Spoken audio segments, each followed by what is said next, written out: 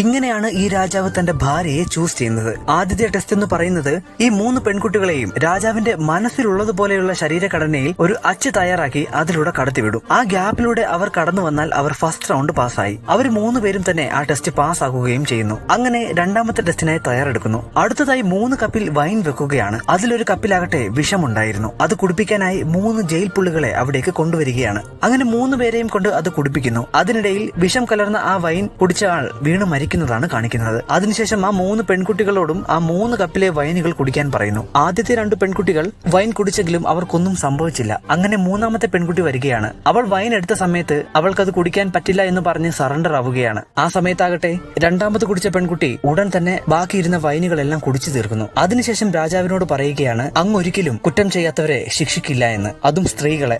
അങ്ങനെ ഒടുവിൽ രാജാവ് അവളെ രാജ്ഞിയായി തിരഞ്ഞെടുക്കുകയാണ്.